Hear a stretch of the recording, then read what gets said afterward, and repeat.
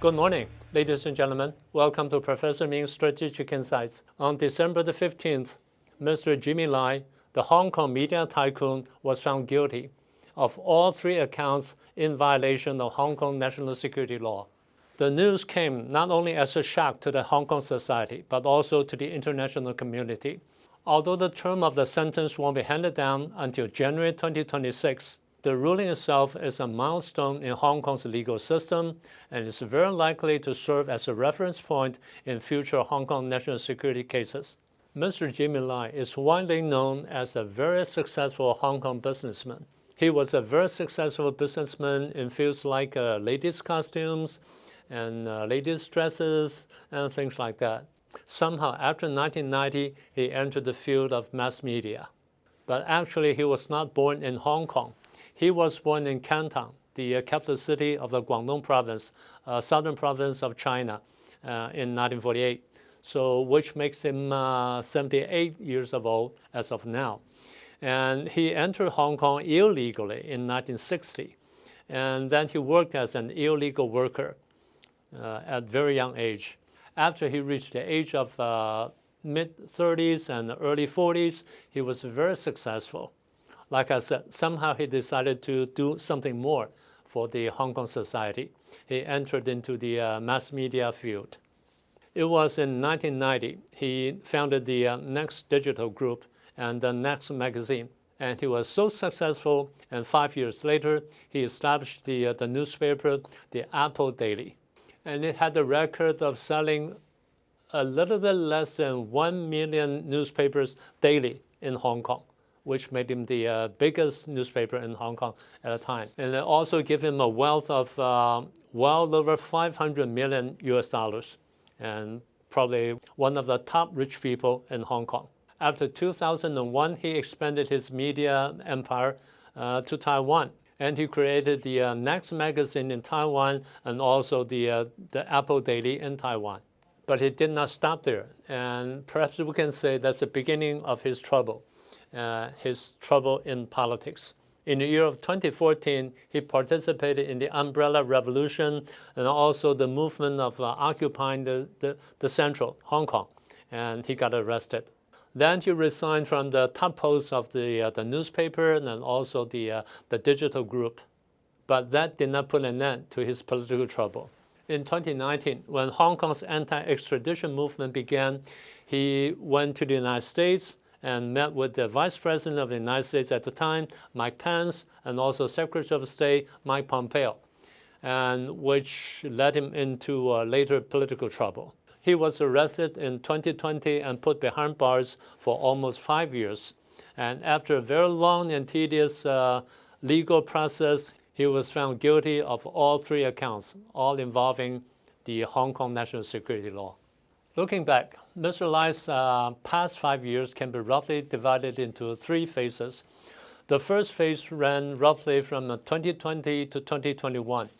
He was arrested for 3 times and then released, basically on minor accounts, not for the last time. And he paid 300,000 Hong Kong yen for bail for the first time. And then his assets of more than 50 million Hong Kong dollars were frozen. And, but his travel documents were all confiscated by the government. But eventually, in early December, he was arrested on accounts of violating the national security law of Hong Kong's national security law, and his bail was denied. And while in custody, he was additionally charged with colluding with foreign or external forces to endanger national security of Hong Kong, which makes him the first violator of the national security law of Hong Kong. The second phase runs roughly from 2021 to 2022, when he was arrested for 4 times and found guilty of participating in illegal gathering for 4 times. The last one was again an illegal gathering in memory of the June 4th massacre in 1989, happened in Tiananmen. The last phase is the trials of Mr. Lai's violation of national security law, which ran roughly from 2023 to 2025. And again, like I said, it was on December the 15th, 2025. He was found guilty of all 3 accounts: 2 violations of the so-called colluding with the foreign or external forces, and 1 account of sedition. And he was accused of being the ringleader of all 3 cases. Despite of the fact that Mr. Jimmy Lai is found guilty by Hong Kong court, there remain several key points of contention. Point number 1, do news comments and visiting foreign political figures and call for sanctions constitute so-called collusion with foreign or external forces? Point number 2, Mr. Lai was tried without a jury, and which runs contrary to the practice of common law. And point number 3, all the judges in the court were appointed by Hong Kong governor, and which was, again, appointed by Beijing. So it was actually appointed by Beijing, and which is unfair in terms of the legal process. And point number 4, the provisions of the national security law are so vague and broadly defined, and also with a very low threshold of evidence, which put the defendant in a very disadvantageous position. The 4th point being that the boundary between speech and criminal conduct is, well, we can say redefined or even blurred. So in the future, this may have a chilling effect on the media, the editors, reporters, and people in the walk.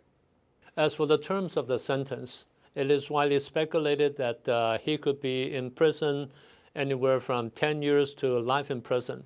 That depends on how they judge the situation. In sum, Mr. Lai's case may have some negative impact in the future.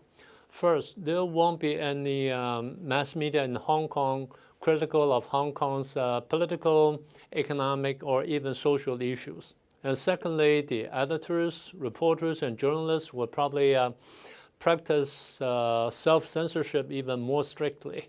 And lastly, since this case is widely concerned in the international community, so it will definitely have a negative impact upon relations between China and the Western countries, which may lead to some kind of economic sanctions in the future. Yes, President Trump has said something about it, and he said he mentioned the case to Xi Jinping and asked Xi Jinping to release Jimmy Lai because he's old and he's just a matter of speech and nothing of a criminal conduct. But President said, let's see what would happen. So he's not sure whether Beijing will release Mr. Lai or not. But anyway, we support Mr. Lai wholeheartedly, and we will continue to speak up for him, and hopefully that he'll be safe and out of jail and be free to do whatever he wants to do in the future. And like I said, we'll keep an eye on this case for in the future. And that's all I want to share with you today. I hope you like it. And again, if you haven't subscribed to the program, please do so and share it with your friends. And remember to click the icon bell. I'll see you next time.